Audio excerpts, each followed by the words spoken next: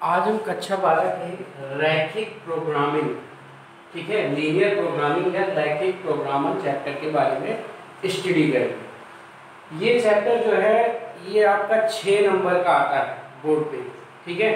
और बहुत बड़ा चैप्टर नहीं है, छोटा चैप्टर है, थोड़ा कॉन्सेप्ट पे डिपेंड करता है, कोई फार्मूला वगैरह इसमें नहीं होता।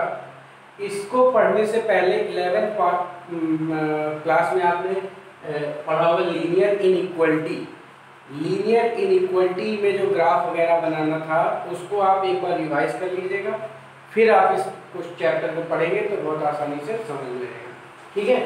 तो इसमें क्या होता है, ये ज़्यादातर कॉमर्शियल क्षेत्र में या उद्योग में इन सब में ज़्यादातर यूज होता है ये प्रोग्रामिंग, और आगे चल के ये मैनेजमेंट में यानी MBA में MCA वगैरह के सिलेबस में भी ये इंक्लूड है, ठीक है। ज़्यादातर ये बिजनेस से रिलेटेड, ठीक।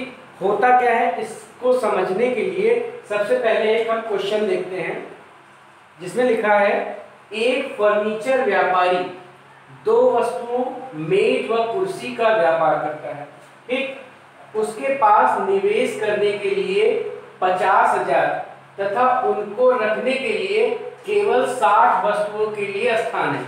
जैसे एक आदमी है जो बिजनेस करता है, जो कुर्सी और मेज का बिजनेस करता है, केवल कुर्सी और मेज का ही बिजनेस करता है। कुर्सी खरीद सकता है, बेच सकता है, मेज खरीद सकता है, बेच सकता है, दोनों खरीद सकता है, बेच सकता है, ठीक। और कुल उसके पास 50,000 रुपए ही है।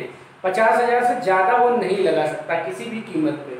और उसके पास जो दुकान है उसमें इतना स्पेस है कि 60 वस्तुएं आ सकती हैं, यानी कुर्सी और मेज मिला के 60 चीजें आएंगी। 60 से ज्यादा वस्तु नहीं रख सकता, ठीक।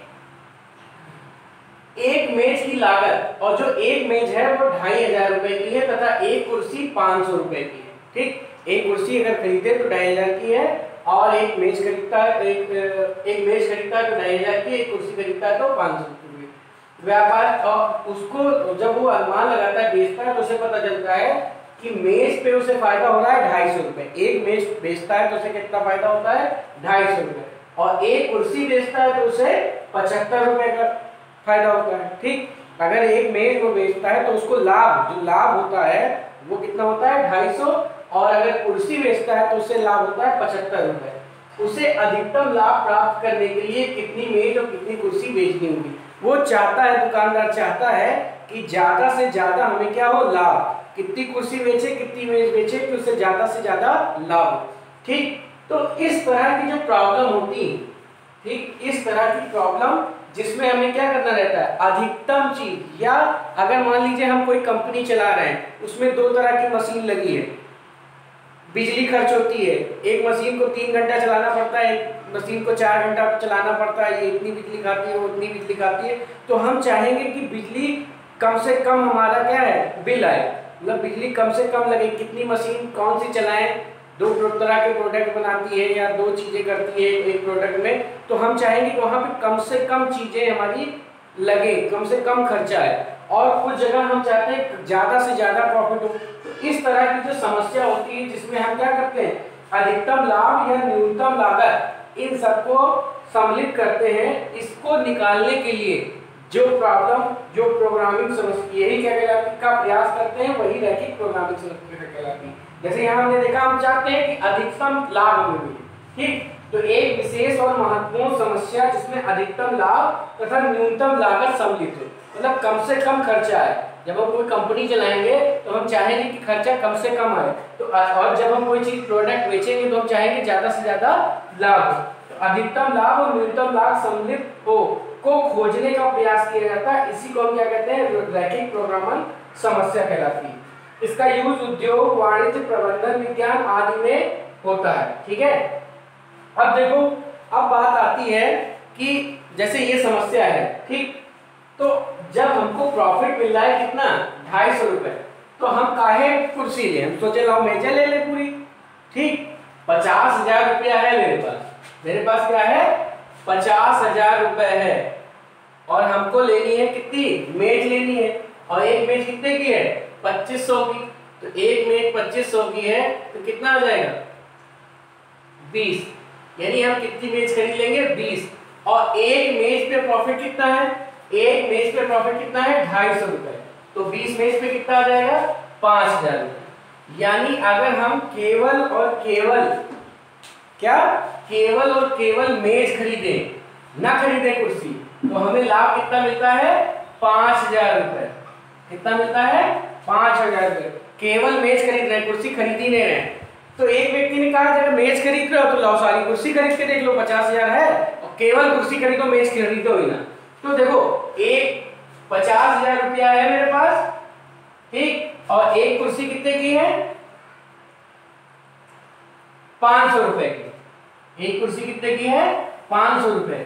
100 कुर्सी आ जाएगी, कितनी आ जाएंगी 100 कुर्सी। लेकिन एक समस्या आ रही है कि केवल 60 वस्तु ये रख सकता है, तो 100 कुर्सी कैसे रखेगा दुकान में, दूसरी दुकान में तो रखेगा नहीं।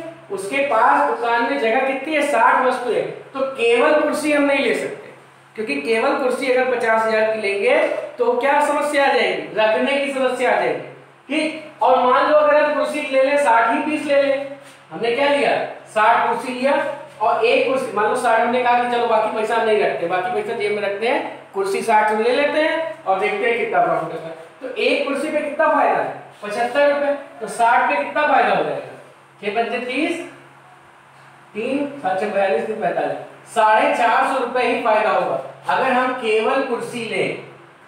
अगर हमने केवल मेज ली तो 5000 फायदा हुआ, और केवल कुर्सी ली तो हमें कितना फायदा हुआ 4500। अब हम एक स्थिति और लेते हैं, हम सोचते हैं कि लाओ 10 मेज और 50 कुर्सी लेके देखें। 10 मेज और 50 कुर्सी, तो 10 मेज पे कितना फायदा होगा, एक मेज पे 250 रुपए फायदा हो रहा है, तो 10 मेज पे 10 गुणे 250, और 50 कुर्सी 50 गुणे 75, तो ये हो जाएगा 250, और ये हो जाएगा 50 25 और 35 26 37, ये आ जाएगा आपका टोटल, ये तो 6250 रुपए, यानी 6250। यानी इस स्थिति में हम देखते हैं कि ज्यादा प्रॉफिट हो रहा है। तो ऐसी बहुत सारी स्थितियां बन सकती है। हो सकता है 30 में 20 कुर्सी पे ज्यादा आ जाए, हो सकता है 25 में 25 कुर्सी। तो ये हमें पता नहीं है कि किस पे ज्यादा से ज्यादा प्रॉफिट मिलेगा। ये हमने 3 स्थितियां देखी कि केवल मेज ले लिया जाए, केवल कुर्सी ले लिया जाए, या कुछ मेज कुछ कुर्सी ले लिया जाए। अब कुछ मेज और कुछ कुर्सी में हो सकता है 20-30 हो, या 30-20 हो, या 25-25 हो, या 10-50 हो, ऐसे कुछ भी हो सकता है, ठीक है। तो उसी को हम एक गणितीय रूप में बना के सॉल्व करते हैं, ठीक है। इसी समस्या को हम क्या करते हैं, रैखिक प्रोग्रामर समस्या का गणितीय सूत्रीकरण, इसको हम एक गणित के रूप में बनाते हैं, गणित सूत्र के रूप में बनाते हैं इस समस्या को, और फिर सॉल्व करते हैं, तो हमें अधिकतम लाभ मिल जाता है। कैसे बनाते हैं, जैसे हम मान लेते हैं कि हमने x मेज ली, मान लिया कि कितनी मेज ली x मेज ली, और कुर्सी कितनी ली y, x मेज ली और कुर्सी कितनी ली y। तो एक चीज ये ध्यान रखो, कभी भी मेज की संख्या 0 से ज्यादा होगी या 0 होगी, ऐसे ही कुर्सी की संख्या 0 या 0 से ज्यादा होगी। कभी कुर्सी की संख्या निगेटिव और मेज की संख्या निगेटिव नहीं होगी, ठीक है। तो ये चीज यहां रख दिया। अब देखो उसके पास 50,000 रुपए ही है, x मेज ली है, एक मेज कितने की है 2,500, एक मेज कितने की है 2,500 की, तो x मेज कितने की होगी इतने की। ऐसे ही कुर्सी ली एक y की है, और टोटल एक कुर्सी कितने की है 500, और y कुर्सी ली है, तो टोटल खर्चा ये हो गया।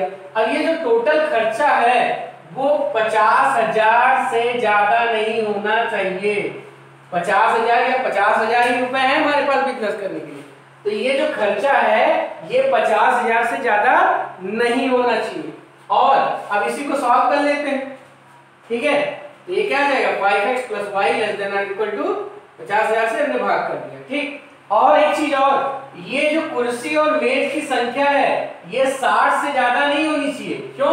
क्योंकि हमें जगह क्या है 60 ही है, रखने वस्तुएं रखने की जगह कितनी है 60, तो इन दोनों को रखने की जगह कितनी होनी चाहिए 60। तो हमने क्या किया, मेज की संख्या x मान ली, कुर्सी की संख्या y, ये दोनों हमेशा क्या होंगे धनात्मक होंगे। 0 भी हो सकता है, मान लो 0, क्योंकि हमने ये केस निकाला, ये निकालेंगे नहीं, ये हम क्या करेंगे डायरेक्ट एक गणितीय रूप में बना के फिर सॉल्व करेंगे, ठीक। तो अधिकतम निवेश जो है 50,000 है तथा अधिकतम 60 वस्तुओं के लिए स्थान है, इसलिए अधिकतम निवेश जो ये होगा वो 50,000 से कम होना चाहिए, और वस्तुओं की संख्या जो है वो 60 से कम होनी चाहिए, ठीक है। तो अधिकतम लाभ जो होगा, एक मेज जगह एक्स मेज लिए, एक मेज पे 250 रुपए मिल रहा था, तो एक्स मेज को कितना मिलेगा ये, और वाई कुर्सी लिए थे, कुर्सी पे 75 रुपए मिल रहा था, टोटल ये प्रॉफिट हो गया। इसी को हमें क्या करना रहता है, अधिकतम रखना रहता है। तो जो इसको गणितीय रूप में बदलना होता है, max Z is equal to 250x plus 75y, ये आ जाता है, और ये सब्जेक्ट कांस्टेंट कहलाते हैं, ठीक है, ये क्या कहलाता है, कांस्टेंट। ये 5x, ये जो कंडीशन दी थी उसके हिसाब से दोनों बन जाते हैं, और x की वैल्यू और y की वैल्यू क्या होनी चाहिए, 0 या 0 से अधिक होनी चाहिए, ठीक। तो ये गणितीय रूप होता है इसी का, ठीक। तो अब इसको सॉल्व करने के लिए हम क्या करते हैं, ये ऑब्जेक्टिव फंक्शन कहलाता है, ठीक। यानी जितने भी क्वेश्चन इसमें होंगे उसमें हमको क्या करना होगा, या तो चीज अधिकतम करनी होगी या न्यूनतम करनी होगी, ठीक। अब ये जो गणितीय रूप हमने बनाया एक लीनियर प्रोग्रामिंग का, इसको सॉल्व कैसे करते हैं, तो सॉल्व करने के लिए हमने आपको बताया था 11th क्लास में, ठीक है, लीनियर इनइक्वालिटी, किसी भी उसका ग्राफ कैसे बनाते हैं इसको बताया था।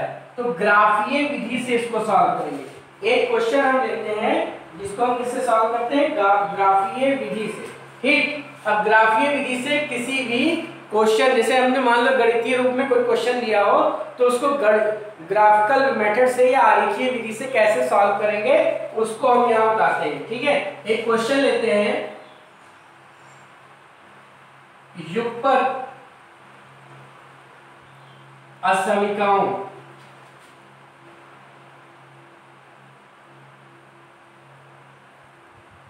के हल समुच्चय को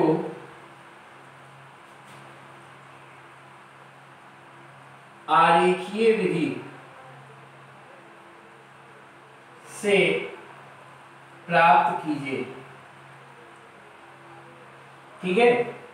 x plus y greater than और equal to 1, 7x plus 9y less than और equal to 63, y less than और equal to 5, x less than और equal to 6, x greater than 0 और y ग्रेटर देन 0, ठीक है। ये दिया हुआ है, ये क्या है, ये एक लीनियर प्रोग्रामिंग प्रॉब्लम है, इसको ग्राफिकल मेथड से हमको क्या करना है, सॉल्व करना है, ठीक। तो सॉल्व करने के लिए हम क्या करते हैं, ये जो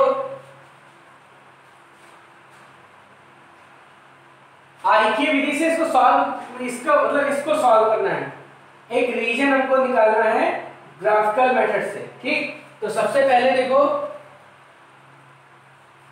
ये x एक्सिस हो गई, ये y एक्सिस हो गई, क्योंकि y निगेटिव नहीं है इसलिए नीचे से हमें मतलब नहीं, और x निगेटिव नहीं है इसलिए इधर भी कोई मतलब नहीं, x प्लस वाई। अब देखो इन सबको हम ऐसे मान लेंगे, जैसे ये लिखा है x plus Y equal to 1 लिखा है, तो इसका जब ग्राफ बनाते हैं तो क्या करते हैं, x पे कितना चलते हैं 1, और y पे कितना चलेंगे 1, तो ये एक लाइन मिल जाएगी।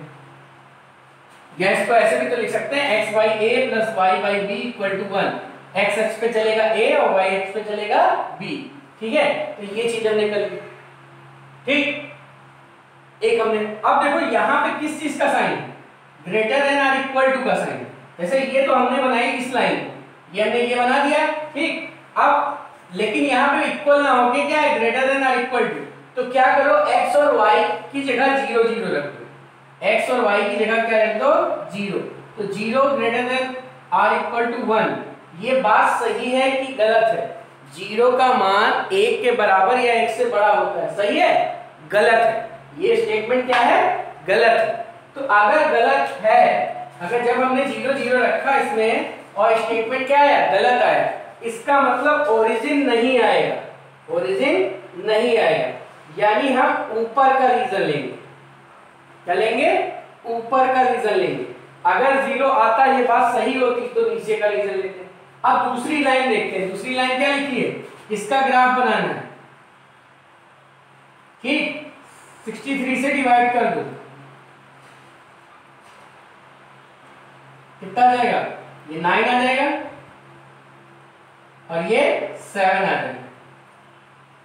x एक्स पे कितना चलेंगे 9, तो 2 3 4 5 6 7 8 9, ये 9 आ गया, और y एक्स पे कितना चलेंगे 7, 1 2 3 4 5 6 7, ये 7 आ गया, ये लाइन हो गई। अब फिर वही काम, x की जगह 0, y की जगह जब 0 लिखेंगे तो 0 less than or equal to 63। तो ये बात सही है कि गलत? सही। 0 जो है 63 से क्या होता है? छोटा होता है, यानी ओरिजिन आएगा तो हम किधर चलेंगे? नीचे की तरफ चलेंगे, ओरिजिन की तरफ चलेंगे, ठीक है? यानी इसके ऊपर होना चाहिए और इसके नीचे होना चाहिए, ठीक? तो इसके नीचे हम चलेंगे, इस लाइन के इधर, इस लाइन के इधर, लाइन क्लियर से बता रहा है।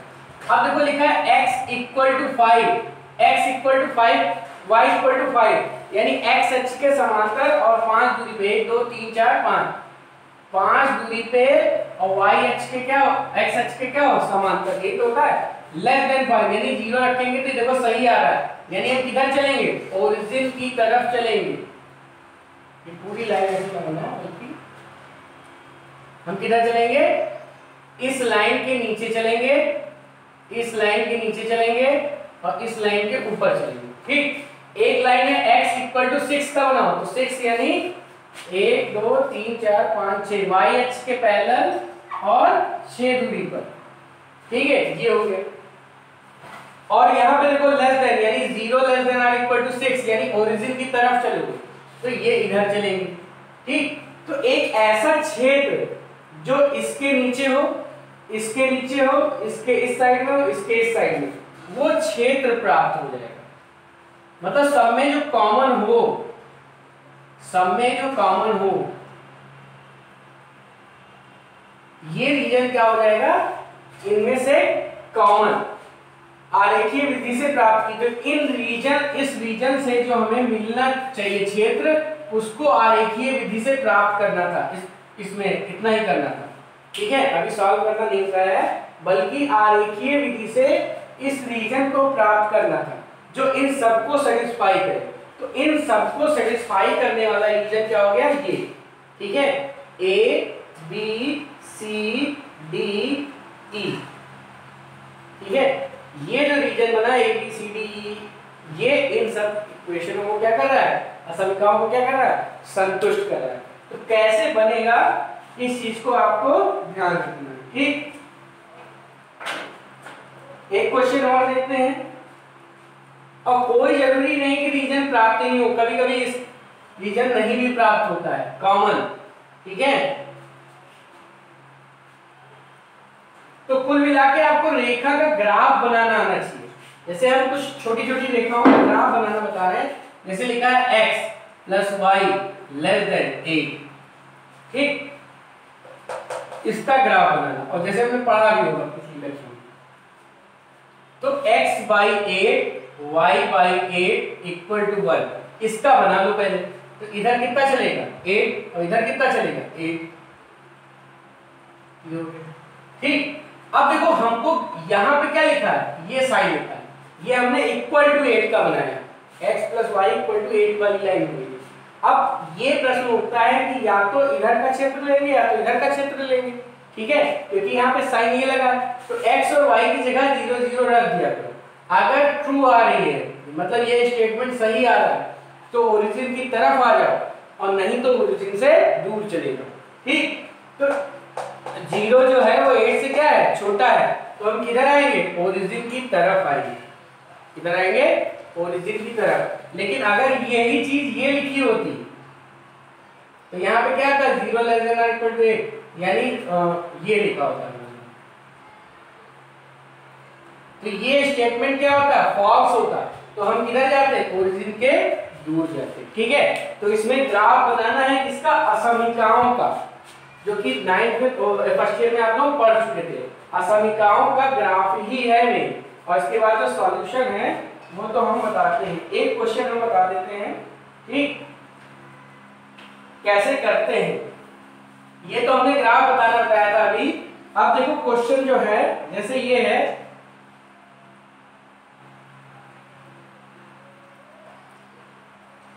न्यूनतम z is equal to 20x plus 10y, और कांस्टेंट जो है वो x plus 2y less than और equal to 40, 3x plus y greater than और इक्वल टू 30, और 4x plus 3y greater than equal to 60 और x greater than 0 y greater than 0। ये ठीक सबसे पहला काम वही जो कॉमन रीजन मिलता था जो इन सबको सेटिस्फाई करे। ठीक है, ये ऑब्जेक्टिव फंक्शन हो गया, ये कांस्टेंट हो गया। ठीक है, ये ऑब्जेक्टिव फंक्शन हो गया, ये कांस्टेंट हो गया। तो सबसे पहला काम हमको ग्राफ बनाना ही है। ठीक है, क्या करना है? ग्राफ बनाना है। तो ग्राफ बनाने के लिए सारी लाइन का ग्राफ बनाएंगे, इन तीनों का, इन चारों का समझिए। तो चारों का क्या, x greater than 0 y greater than 0 तो है ही है, यानी इसके इधर आएगा, इसके इधर आएगा, तो ये बन गया। अब देखो पहली लाइन क्या लिखी है, x plus 2y equal to 40 का तुम बनाओ पहले। किसका बनाओ? इक्वल टू 40 का। तो ये आ जाएगा y अपॉन 20 इक्वल टू किसका ग्राफ, इधर कितना चलेंगे 40, तो 10 20 30 40 और इधर 10 20 30 40। तो x अक्ष पे कितना चलेगा 40 और y अक्ष पे 20, तो ये लाइन आ जाएगी।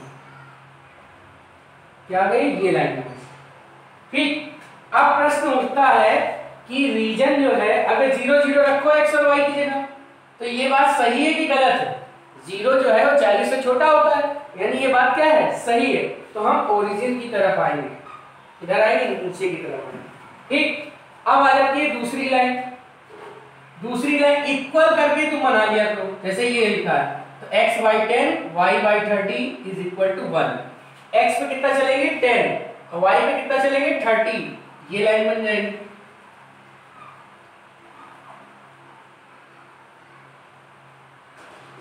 ऐसे बन जाएगी। ठीक, अब प्रश्न उठता है, इसमें भी देखो 0 0 जब रखोगे तो ये बात गलत लिखी है सही लिखी है? गलत लिखी है। 0 जो है वो 30 से बड़ा होता है नहीं, तो हम ऊपर का रीजन लेंगे इसके, इस लाइन के ऊपर की चीज, इस लाइन के नीचे की चीज और इस लाइन के ऊपर की चीज, इस लाइन के नीचे की चीज और इस लाइन के ऊपर की चीज लेंगे। अब आती है तीसरी लाइन। तीसरी लाइन में देखो 4x plus 3y equal to 60, तो क्या आ जाएगा x upon 15 y upon 20 is equal to 1। x पे कितना चलेंगे 15 और y पे कितना चलेंगे 20, ये लाइन हो गई। क्या जाएगी? ये लाइन। अब इस लाइन के, अब देखो यहां जब 0 0 रखोगे तो ये बात क्या है? गलत है सही है? गलत है। तो इस लाइन के भी ऊपर लेंगे, तीसरी वाली लाइन के ऊपर, दूसरी वाली लाइन के नीचे और पहली वाली लाइन के ऊपर। तो जो कॉमन क्षेत्र मिलेगा, जो इस लाइन के ऊपर हो, इस लाइन के नीचे हो और इस लाइन के ऊपर हो, वो क्षेत्र जो मिलेगा वो ये मिलेगा। ठीक, ये क्षेत्र क्या मिलेगा? ये मिलेगा, ये 15। और इन सबका नाम लिख दो जो क्षेत्र मिला है तुम्हें, जैसे ये A हो गया, ये B हो गया, ये C हो गया और ये D हो गया। ये 4 कॉर्नर बिंदु मिले। क्या मिले? 4 कॉर्नर पॉइंट मिले। ठीक, अब हम क्या करेंगे, जो कॉर्नर पॉइंट है, अब ये आगे सॉल्यूशन यही है, कॉर्नर पॉइंट्स क्या क्या मिला?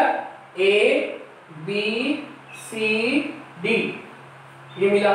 इनके निर्देशांक लिखेंगे। अब कैसे लिखेंगे निर्देशांक, इसकी बात करते हैं। जैसे C की बात करें तो C x पे कितना चला है 15, y पे चला ही नहीं है, तो 15 का मान 0। ठीक, अब बात करते हैं इसकी D की, तो D देखो x पे कितना चला है 40 और y पे कितना चला है 0।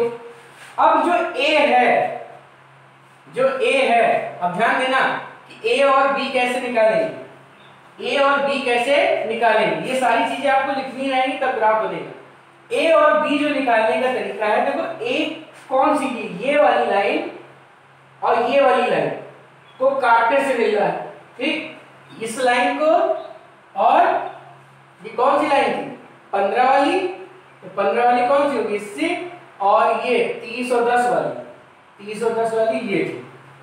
इन दोनों लाइन को जब सॉल्व करोगे तो हमें क्या मिलेगा, ये वाली लाइन और ये वाली लाइन, इन दोनों को सॉल्व करोगे तो A मिलेगा। अब सॉल्व कैसे करेंगे, जैसे लिखा है 3x plus Y equal to 30, equal करके कर लेंगे, और 4x plus 3y equal to 60। ये दो इक्वेशन है, दोनों को सॉल्व करना है, तो इसको 3 से गुणा कर दो, इनको सॉल्व करना है बस। पूरा पे भी कर सकते हो, उस पे भी कर सकते हो। 3 से गुणा करेंगे तो 9x plus 3y equal to 90, और ये ऐसे ही लिखा रहने दो और फिर देंगे घटा, तो जब घटा देंगे ये कट जाएगा 5x इज इक्वल टू 40, साठ जाएगा 30 आ जाएगा, तो x इक्वल टू 6, x की वैल्यू क्या आ जाएगी 6। अब x की वैल्यू रख दो, x की वैल्यू कहीं रख दो तो क्या आ जाएगी 18 प्लस y इक्वल टू 30, यानी y इक्वल टू कितना आ जाएगा 12। तो ये पॉइंट कितना आ गया 6 12। ठीक, अब हम निकालेंगे ये है 6 कामा 12 ये पॉइंट। ठीक, ये क्या है 6 कामा 12, इधर कितना चले 6, इधर कितना चले 22। जब आप एकदम नाप के बनाएंगे जैसे हमने जो पॉइंट लिए हैं अंदाजे से लिए, ठीक है। अब देखो ए वाली लाइन, ये लाइन है और एक ये लाइन 20 40 वाली, यानी पहली लाइन ये 20 40 वाली पहली लाइन, और कौन सी लाइन है और ये वाली लाइन 20 40 पहली लाइन है और 10 दूसरी लाइन। तो पहली और दूसरी को जब सॉल्व करेंगे तो हमें ए मिल जाएगा। पहली और दूसरी को जब सॉल्व करेंगे तो हमें क्या मिल जाएगा ए। 3 से गुणा कर दो इसको ऊपर वाले को 3x और 6y और 3 6 12, और ये ऐसे लिखा रहेंगे और घटा दो, तो घटाओ में कट जाएगा 4y 5y इक्वल टू आ जाएगा 90। ठीक है 90 आएगा, तो y इक्वल टू 90/5, 5 एकम 5 बचा कितना 4 और 40 18, ये y का मान कितना आ गया 18। अब x का मान निकालना है तो y की जगह जब 18 रख दोगे तो 3y इक्वल टू हो जाएगा 12, x इक्वल टू 4, x की वैल्यू कितनी आ जाएगी 4। ठीक, तो इन पॉइंटों को हम निकाल लेंगे, इन पॉइंटों को निकाल लेंगे, और जो ये फंक्शन दिया था ऑब्जेक्टिव फंक्शन z, इन वैल्यू पे ये निकाल लिया 4 कामा 18 और b कितना आया था 6 कामा 12। पहले तो हम एक फ्रिजिबल रीजन लेंगे, कॉमन वाला रीजन निकालेंगे और इनके कॉर्नर पॉइंट के निर्देशांक निकालेंगे, और z जो दिया था 20x प्लस 10y, अब इस वैल्यू को रख के z निकालते जाएंगे। जब इस कंडीशन पे निकालेंगे, देखो जब 4 रखेंगे तो यह आ जाएगा 80 और 18 रखेंगे तो 180, जोड़ेंगे कितना आएगा 8 16 260। यहाँ देखो 12 रखेंगे तो 120 और यहाँ 12 रखेंगे 120, 240 आ जाएगा। यहाँ देखो 15 में 30 यानी 300 आ जाएगा, उधर 0 रहेगा, और ये कितना आ जाएगा 4 8। ठीक, तो जो सबसे कम वैल्यू आ रही है वो क्या आ रही है 200, minimum value is equal to 240। तो सबसे कम वैल्यू आ रही है वो कितनी आ रही है 240, और किस वैल्यू पे आ रही है x इक्वल टू 6 और y इक्वल टू 12। तो आंसर क्या आ जाएगा x इक्वल टू 6 और y इक्वल टू 12। यानी अगर कोई भी क्वेश्चन होता उसको गणितीय रूप में बदलते तो x की वैल्यू 6 और y की वैल्यू 12 आई। तो ऐसे ही जैसे भी कोई भी क्वेश्चन होता जिसमें मिनिमम या मैक्सिमम लाभ निकालना हो तो ऐसे ही करते हैं उसको ग्राफिकल मेथड से। ठीक है, तो हमको लगता है ज्यादा बहुत आज तो आपको नहीं समझ में आएगा। एक बार इस लेसन को जिसके बाद बुक होगी एक बार रफली स्टडी कीजिएगा, कल हम इसको विधिवत और भी बताएंगे। ठीक है, तब चीजें और आसानी से समझ में आएगी। कुल मिला के आपको ग्राफ बनाना आना चाहिए। ठीक है, क्योंकि जितने भी क्वेश्चन होंगे सब ग्राफिकल मेथड से होंगे। तो फर्स्ट ईयर से एक बार रिवाइज कीजिएगा और जितनी भी चीजें हमने बताई इसको आज रिवाइज कीजिएगा, कल हम इसके क्वेश्चनों को बताएंगे तो उसको और भी क्लियर आपको समझ में आएगा। ठीक है, आज के लिए इतना ही।